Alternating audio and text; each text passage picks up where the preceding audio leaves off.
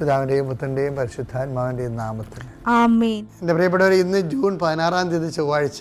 അമ്മേ പരിശുദ്ധ അമ്മേ, അമ്മേ പരിശുദ്ധമേ, ദൈവമാതാവേ, കൃപാസനത്തിലൂടെ ഞങ്ങൾക്കും ഞങ്ങളുടെ ദേശത്തിനും അമ്മ മധ്യസ്ഥം തേടി തന്ന എല്ലാ അനുഗ്രഹങ്ങൾക്കും കൃപകൾക്കും ഞങ്ങളിപ്പോൾ ഹൃദയം നിറഞ്ഞ നന്ദി പറയുന്നു.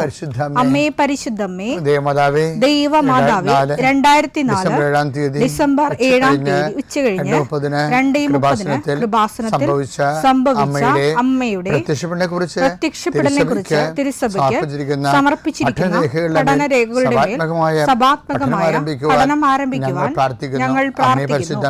അമ്മേ പരിശുദ്ധമേ, ഭൂസ്വർലോകങ്ങളുടെ രാജ്ഞിയായ അങ്ങേയ്ക്ക് ഭൗമ സംരക്ഷണത്തിനായി പ്രപഞ്ചപ്രകൃതിയെ തന്നെ തിരുസഭ പ്രതിഷ്ഠിക്കുവാൻ ഈ പ്രത്യക്ഷീകരണം വഴി ഇടയാക്കണമേ. പരിശുദ്ധമേ, ജപമാല മാതാവേ, സകല കൃപാസനം പ്രാർത്ഥനയോടും ചേർത്ത് ഞങ്ങളിപ്പോൾ പ്രാർത്ഥിക്കുന്ന ഈ കുടുംബത്തിന്റെ പ്രത്യേക നിയോഗം പറ മക്കളെ.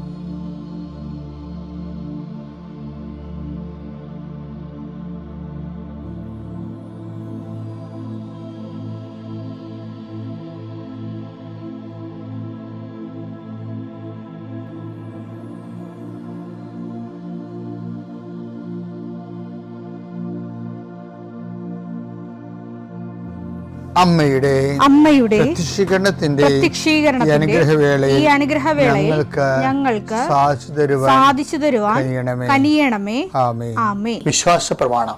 സർവശക്തനായ പിതാവും ആകാശത്തിന്റെയും ഭൂമിയുടെയും സൃഷ്ടാവുമായ ദൈവത്തിൽ ഞാൻ വിശ്വസിക്കുന്നു. അവിടുത്തെ ഏകപുത്രനും ഞങ്ങളുടെ കർത്താവുമായ ഈശോമിശിഹായിലും ഞാൻ വിശ്വസിക്കുന്നു. ഈ പുത്രൻ പരിശുദ്ധാത്മാവിനാൽ ഗർഭസ്ഥനായി കന്യകാമറിയത്തിൽ നിന്ന് പിറന്ന് പൊന്തിയോസ് പീലാത്തോസിന്റെ കാലത്ത് പീഡകൾ സഹിച്ച് കുരിശിൽ തറയ്ക്കപ്പെട്ട് മരിച്ച് അടക്കപ്പെട്ട് പാതാളങ്ങളിൽ ഇറങ്ങി മരിച്ചവരുടെ ഇടയിൽ നിന്ന് 3-ാം നാൾ ഉയർത്ത് സ്വർഗത്തിലേക്ക് എഴുന്നള്ളി സർവശക്തിയുള്ള പിതാവായ ദൈവത്തിന്റെ വലതുഭാഗത്തിരിക്കുന്നു. അവിടെ നിന്ന് ജീവിക്കുന്നവരെയും മരിച്ചവരെയും വിധിക്കുവാൻ വരുമെന്നും ഞാൻ വിശ്വസിക്കുന്നു. പരിശുദ്ധാത്മാവിലും ഞാൻ വിശ്വസിക്കുന്നു. വിശുദ്ധ കത്തോലിക്കാ സഭയിലും പുണ്യവാന്മാരുടെ ഐക്യത്തിലും പാപങ്ങളുടെ മോചനത്തിലും ശരീരത്തിന്റെ ഉയർപ്പിലും നിത്യമായ ജീവിതത്തിലും ഞാൻ വിശ്വസിക്കുന്നു. ആമേൻ. സ്വർഗ്ഗസ്ഥനായ ഞങ്ങളുടെ പിതാവേ, അങ്ങയുടെ നാമം പൂജിതമാകണമേ. അങ്ങയുടെ രാജ്യം വരണമേ. അങ്ങയുടെ തിരുമനസ് സ്വർഗത്തിലെ പോലെ ഭൂമിയിലും ആകണമേ. അന്നു വേണ്ടുന്ന ആഹാരം ഇന്ന് ഞങ്ങൾക്ക് തരണമേ. ഞങ്ങളോട് തെറ്റ് ചെയ്യുന്നവരോട് ഞങ്ങൾ ക്ഷമിക്കുന്നത് പോലെ ഞങ്ങളുടെ തെറ്റുകൾ ഞങ്ങളോടും ക്ഷമിക്കണമേ. ഞങ്ങളെ പ്രലോഭനത്തിൽ ഉൾപ്പെടുത്തരുതേ, തിന്മയിൽ ഞങ്ങൾ രക്ഷിക്കണമേ. ആമേൻ. നന്മ നിറഞ്ഞ മറിയമേ, സ്വസ്തി. കർത്താവ് അങ്ങയുടെ കൂടെ സ്ത്രീകളിൽ അങ്ങ് അനുഗ്രഹിക്കപ്പെട്ടവളാകുന്നു. അങ്ങയുടെ ഉദരത്തിൻ ഫലമായി ഈശോ അനുഗ്രഹിക്കപ്പെട്ടവനാകുന്നു. പരിശുദ്ധ മറിയമേ, തമ്പുരാന്റെ അമ്മേ, പാപികളായ ഞങ്ങൾക്ക് വേണ്ടി ഇപ്പോഴും ഞങ്ങളുടെ മരണസമയത്തും തമ്പുരാനോട് അപേക്ഷിക്കണമേ. ആമേൻ. കർത്താവേ, നിന്റെ ഉന്നതമായ നാമത്തിന് സ്തോത്രം ചെയ്യുന്നു. കർത്താവേ, നിന്റെ വിശുദ്ധ പൗരോഹിത്യത്തെ മഹത്വപ്പെടുത്തണമേ. കർത്താവെ, സഭയിലുള്ള സാന്നിധ്യം പ്രകടമാക്കണം. 40 വർഷം ഞാൻ അർപ്പിച്ച കൃപാന്റെ യുഗതിയാണ്. കൃപാസ്ഥാനത്താറെ ജീവനോടെ പ്രത്യക്ഷപ്പെട്ട മാതാവിൻ്റെ മാധ്യസ്ഥ ഇന്ന് ഉത്തരവാദിത്തങ്ങളിലേക്ക് പോകുന്ന എല്ലാവരെയും ഞാൻ ഈശ്വരനാമത്തെ ആസ്വദിക്കുന്നു.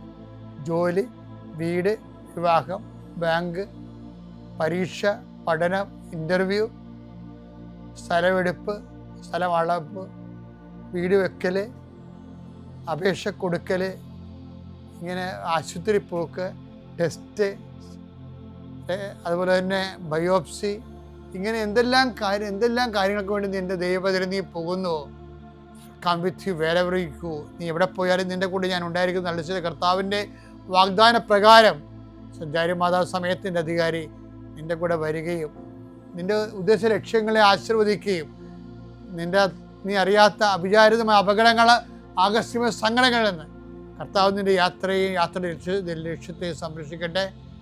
പിതാവും പുത്രനും പരിശുദ്ധാത്മാവായ സർവ്വേശ്വര എന്നേക്കും ആമേൻ. എൻ്റെ പ്രിയപ്പെട്ടവരെ, വാഗ്ദാനം പ്രാപിക്കാനുള്ള പ്രക്രിയയുടെ ഒന്നാം ഘട്ടമാണ് നമ്മൾ ഇന്നലെ കണ്ടത്. എന്താണത്? ചെങ്കടൽ കടക്കുക. രണ്ടാമത്തെ ഘട്ടം എന്ന് പറയുന്നത് എന്താ വെച്ചാൽ സീനായ് മരുഭൂമിയാണ്. സീനായ് മരുഭൂമിക്കും നമ്മുടെ ഈ നമ്മുടെ ഉടമ്പടിയിലും ഇപ്പം സീനായ് മരുഭൂമിയില്ലേ, മരുഭൂമികൾ പലപ്പോഴും പല മരുഭൂമികളും നമ്മളായിട്ട് ഉണ്ടാക്കുന്നതാണ്. മരുഭൂമികൾ വെച്ച് കഴിഞ്ഞാൽ മരുഭൂമി എന്ന് പറഞ്ഞാൽ എന്താണ്? നമുക്ക് നമ്മുടെ ലക്ഷ്യം ഇങ്ങനെ നീണ്ടു പോവുകയും നമ്മുടെ പ്രയാണം സ്ലോ ഡൗൺ ആക്കുകയും ചെയ്യുന്ന ഘടകങ്ങൾ. അതാണ് ഈ മരുഭൂമിയുടെ ഒരു പ്രത്യേകത. ലക്ഷ്യം നീണ്ടു പോകുന്നു. ലക്ഷ്യം നീളുക മാത്രമല്ല, നമ്മുടെ മുന്നേറ്റം സ്ലോ ഡൗൺ ആക്കും. അതിൻ്റെ ഒരു കാരണം, അതിൻ്റെ വരുന്ന വിഷയം, അതുകൊണ്ടല്ല ഈ മരുഭൂമി 40 വർഷമൊക്കെ അവരെടുക്കണില്ലേ. 40 വർഷം എടുക്കാതെ ഈ വിഷയം കൈകാര്യം ചെയ്യാൻ പറ്റുമായിരുന്നു. ബൈബിൾ ഇടയ്ക്കിടയ്ക്ക് ഇവനെ ഓർപ്പിക്കും, നീ ബേസിക്കായിട്ട് അഹങ്കാരിയാണ്, അതുകൊണ്ട് നിന്നെ എളിമപ്പെടുത്ത ഈ യഹൂദനായതുകൊണ്ട് വലിയ ഇന്ത്യക്കാരെ വല്ല ആണെങ്കിൽ 40 വർഷം എടുക്കത്തില്ല. ഇന്ത്യക്കാർ ഞാൻ ഈജിപ്തിൽ നിന്ന് ഇസ്രയേലിലോട്ട് പുറപ്പെട്ടു പോയ പാർട്ടി വല്ല ഇന്ത്യക്കാരനെ വല്ല വരുന്നതും കൊണ്ടില്ല. അവൻ 40 വർഷം എടുക്കത്തില്ല. കാര്യം ഇന്ത്യക്കാരന് പൊതുവെ അഹങ്കാരം കുറവാണ്. വല്ലവരും എല്ലാം ഗെയിം അടിക്കുന്നല്ലാതെ ഈ ബ്ലഡിൽ അഹങ്കാരം ഇല്ല. അത് നമ്മളുടെ പ്രകൃതിയും പിന്നെ നമ്മുടെ ഒരു ആധ്യാത്മികതയും എല്ലാം കൂടി എൻ്റെ ഉണ്ട്. എൻ്റെ അടുത്ത് ഒരു സംശയം, അത് നിശ്ചയിക്കാൻ പറ്റത്തില്ല. എന്തുകൊണ്ടാണ് ദൈവം നിങ്ങളെ തിരഞ്ഞെടുത്തത്? നിങ്ങൾ ഏറ്റവും ചെറിയ ഗണമായത് കൊണ്ടാണെന്ന് പറഞ്ഞില്ലേ? നിയമാവർത്തനം 7:7. നിയമാവർത്തനം 7:7. കർത്താവ് നിങ്ങളെ സ്നേഹിച്ചതും തിരഞ്ഞെടുത്തതും മറ്റു ജനതകളെക്കാൾ നിങ്ങൾ എണ്ണത്തിൽ കൂടുതലായിരുന്നതുകൊണ്ടല്ല, നിങ്ങൾ മറ്റെല്ലാ ജനതകളെയും ചെറുതായിരുന്നു. പഴയ നിയമത്തിൻ്റെ നിരീക്ഷണത്തിൽ വന്നിട്ടുള്ള ഒരു കാര്യമാണ്. അത് മോസസ്സാണ് എഴുതിയിരിക്കുന്ന കാരണമാണ് മോസസിന് ആ ഒരു രീതി ഒരു പെർസ്പെക്റ്റീവിൽ അത് ആ ഒരു ആംഗിളിൽ അത് അവതരിപ്പിക്കുന്നത്. മറ്റുള്ള ജനങ്ങളെക്കാൾ ഇവർ അഹങ്കാരികളായിരുന്നു. അതാണ് ഒരു കാര്യം. അതാണ് ഈ ജനതയെ ലോകത്തിലുള്ള എല്ലാ ജനതകളെക്കാളും അഹങ്കാരത്തിൽ കൂടുതലുള്ള ഒരു വർഗം. അതുകൊണ്ടാണ് ഇവരിൽ പ്രവർത്തിച്ച് വിജയിച്ച ബാക്കിയുള്ളവർക്കെല്ലാം ആപ്ലിക്കബിൾ ആവും. ഈ മരുഭൂമിയിൽ ഒന്നാമത്തെ മെസ്സേജ് എന്ന് പറയുന്നത് നിയമാവർത്തനം 2 എടുത്തേ. നിങ്ങളുടെ ദൈവമായ കർത്താവ് നിങ്ങളെ എളിമപ്പെടുത്താനും തന്റെ കൽപ്പനകൾ അനുസരിക്കുമോ ഇല്ലയോ എന്നറിയാൻ നിങ്ങളെ പരീക്ഷിച്ച് നിങ്ങളുടെ ഹൃദയ വിചാരങ്ങൾ മനസ്സിലാക്കാനും വേണ്ടി ഈ 40 സംവത്സരം മരുഭൂമിയിലൂടെ നിങ്ങളെ നയിച്ച വഴിയെല്ലാം നിങ്ങൾ ഓർക്കണം. അപ്പോൾ ഈ എളിമപ്പെടുത്തുക എന്നുള്ളതായിരുന്നു. അതാണ് ഞാൻ അഹങ്കാരം എന്ന് പറഞ്ഞത്. അപ്പോൾ ഈ നമ്മളെ ഉടമ്പടിയിൽ എല്ലാ വാഗ്ദാനം പ്രാപിക്കുമ്പോൾ, ഉടമ്പടി ഉപയോഗിക്കുമ്പോൾ അതിൻ്റെ ഒന്നാം ഘട്ടം ഇന്നലെ നമ്മൾ കണ്ടു. എന്താണ്? പാപം അതായത് പാപം കഴുകിക്കളയണം. പാപകരമായ ലൈഫ്, സംസാരം, ചെയ്തികൾ എല്ലാത്തിൽ നിന്നും ഗുഡ് ബൈ പറയണം. വാഗ്ദാനം പ്രാപിക്കാനുള്ള രണ്ടാം ഘട്ടം എന്താ? ഈ മരുഭൂമിയാണ്. എന്തിനാണത്? എളിമപ്പെടുത്താനാണ്. മരുഭൂമിയിൽ നമുക്കൊരു ഒരു വിഷയം നമ്മുടെ മുന്നേറ്റം സ്ലോ ഡൗൺ ആവുകയും നമുക്ക് നടന്നു തീർക്കാനുള്ള ഇടങ്ങൾ നീണ്ടുപോവുകയും ചെയ്യുമ്പോൾ മരുഭൂമിയാകും. എപ്പോഴാണ് മരുഭൂമി ഉദയം ചെയ്യണമെന്ന് ചോദിച്ചു കഴിഞ്ഞാൽ, നമ്മൾക്ക് നടന്നു തീർക്കാനുള്ള ദേശം നീണ്ടു പോവുകയും നമ്മുടെ മുന്നേറ്റം വളരെ സ്ലോ ഡൗൺ ആവുകയും ചെയ്യുമ്പോൾ ആണ് മരുഭൂമി ഉണ്ടാകണം, നീണ്ടു പോണത്. അപ്പോഴെന്താ ചെയ്യേണ്ടത്? എളിമപ്പെടണം. എന്തിനാണ് എളിമപ്പെടണമെന്നറിയാവോ? ചിലർക്കൊക്കെ അവർക്ക് മറ്റുള്ളവർ അടിച്ചേൽപ്പിച്ച ലക്ഷ്യങ്ങൾ തലേക്കൊള്ളും. മറ്റുള്ളവർ അടിച്ചേൽപ്പിച്ച ലക്ഷ്യങ്ങൾ, ആ ലക്ഷ്യങ്ങൾക്ക് വേണ്ടി ആരാണ് നിന്നെ, ഞാൻ ചിലപ്പോൾ സമയത്ത് ചോദിക്കുവേ, എന്നോട് ഈ ആൾക്കാരിനെ കാണാൻ വരുമ്പോൾ ഞാൻ ചോദിക്കും, ചിലരെന്നോട് പറയത്തില്ലേ, അച്ഛാ സ്ഥലം വിൽക്കണമെന്ന് പറയും, വീടും സ്ഥലം വിൽക്കണമെന്ന് പറയും.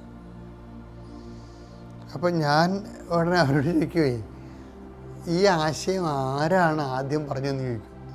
അത് ഞാൻ തന്നെയാണ് പറഞ്ഞത്. നീ ഇങ്ങനെ സ്ഥലവും വീടും വിൽക്കാൻ വേണ്ടി കൃപാസനത്തിൽ വന്ന കാര്യം ആർക്കൊക്കെ അറിയാം? അതെനിക്ക് അറിയാൻ പാടില്ല. അവൾക്ക് അത് വിറ്റ് തുലച്ച് അവൾക്ക് കിട്ടിയ കാശം മേടിച്ചുകൊണ്ട് വിദ്യാഭ്യാസത്തിന് പോയി അവിടെ കണ്ട ആമ്പിള്ളേരോട് പറഞ്ഞു വെച്ചേക്കുന്ന ചെറുക്കനോട് ലൈനടിച്ച് അവളവിടെ കാര്യം മാത്രമേ ഉള്ളൂ. വേറെ ആരുടെ പ്രശ്നം, ആരും തൂങ്ങിയാലും ഒരു പ്രശ്നമില്ല. അപ്പോൾ വീട്ടുകാർ പോലും അറിയാതെ തന്നെ വീട് സ്ഥലം വിൽക്കാൻ വേണ്ടി ഉടമ്പടി എടുത്തിരിക്കണേ. ഈ ആശയം എവിടുന്ന് കിട്ടി? അതെല്ലാം സ്വയംകൃത ചരിത്രമാണ്. സ്വയംകൃതം. ഈ സ്വയംകൃത നിയോഗക്കാരാണ് മരുഭൂമിയിലൂടെ കടന്നു പോണ പലപ്പോഴും. ഈ ആശയത്തിൻ്റെ അന്തസത്ത എങ്ങനെയാണ് അത് ഉരുത്തിരിഞ്ഞത്? അതിൻ്റെ ലക്ഷ്യം എന്താണ്? ആർക്കാണ് ഇതിൻ്റെ ബെനഫിറ്റ്സ്? ആരാണ് ഇതിൻ്റെ ബെനഫിഷ്യറി? ബെനഫിഷ്യറി. ഇതിൻ്റെ ബെനഫിഷ്യറി വേറെ ആരെങ്കിലും ഉണ്ടോ? വേറെ ആർക്കും അവകാശപ്പെട്ടതാണ്? ഞാൻ ഇങ്ങനെ 100,000 ചോദ്യങ്ങൾ എൻ്റെ മനസ്സിൽ വരും. അപ്പം ഞാൻ അവരോട് ചോദിക്കും, അത് കാര്യം എന്താണ്? ഇത് നടക്കത്തില്ലെന്ന് എനിക്കറിയാം. പിന്നെ ഇങ്ങനെ ഉടമ്പടി പുതുക്കി പോകാനേ പറ്റത്തുള്ളൂ. നടക്കാത്ത ലക്ഷ്യങ്ങൾ വെക്കുമ്പോൾ എന്ന് വെച്ച് കഴിഞ്ഞാൽ മറ്റുള്ളവരുടെ പള്ളക്കടിക്കണ, മറ്റുള്ളവരെ ചതിക്കുഴിപ്പെടുത്തണ ഒരു സാധനം ദൈവം അംഗീകരിക്കത്തില്ല. അപ്പം മരുഭൂമി ആരുണ്ടാക്കണതാണ്? നമ്മളുണ്ടാക്കണ. അതേ ഞാൻ പറഞ്ഞത്. അതെന്താ മാർഗം? ആ ലക്ഷ്യത്തിൽ നിന്ന് നേരെ യൂട്ടേൺ എടുക്കുക. അതിന് എളിമ വേണം. നമ്മൾ മുന്നോട്ട് പോയ ഒരു സാധനമില്ലേ, അതിൽ നിന്ന് നമ്മൾ ഒരു നിമിഷം പിന്നാക്കം പോകണം. പിന്നാക്കം പോകുമ്പോൾ എന്തൊരു അതിനാണ് എളിമപ്പെടുന്നത് പറയണത്. നമ്മൾ എടുത്ത കടുത്ത നിലപാടുകളെ, അത് നമ്മുടെ അഹങ്കാരത്തിന് സൂപ്പ് കഴിക്കണ പോലെയുള്ള ഗുണമാണ് ഉണ്ടാക്കിയിരിക്കണേ. അതിൽ നിന്ന് നമ്മൾ യൂട്ടേൺ എടുക്കുന്നത്. യൂട്ടേൺ എടുക്കുമ്പോൾ ചോദിക്കരുത് നമ്മൾ അയ്യോ തെറ്റിപ്പോയെന്ന് പറയാനോ മറ്റുള്ള അറിയാനോ നമുക്ക് താല്പര്യമില്ല. അപ്പോൾ എന്താണ് നമുക്ക് അഹങ്കാരം ഉള്ളതുകൊണ്ടാണ്. പക്ഷേ സമ്മതിച്ചുകൊണ്ട് നമ്മൾ പിന്നോട്ട് മാറിയ അതിനെ എളിമപ്പെടുന്നു പറയും. മരുഭൂമിയിലൂടെ ആ മരുഭൂമി നീണ്ടു പോകുമ്പോൾ ഓർക്കണം, ലക്ഷ്യം ചേഞ്ച് ചെയ്യണം നല്ലതായിരിക്കും. പിതാവിൻ്റെയും പുത്രൻ്റെയും പരിശുദ്ധാത്മാവിൻ്റെയും നാമത്തിൽ.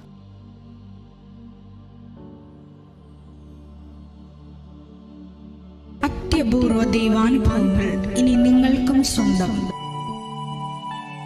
ഈ യൂട്യൂബ് ചാനൽ ഇതുവരെ സബ്സ്ക്രൈബ് ചെയ്തിട്ടില്ലെങ്കിൽ ഇപ്പോൾ തന്നെ സബ്സ്ക്രൈബ് ചെയ്യുക.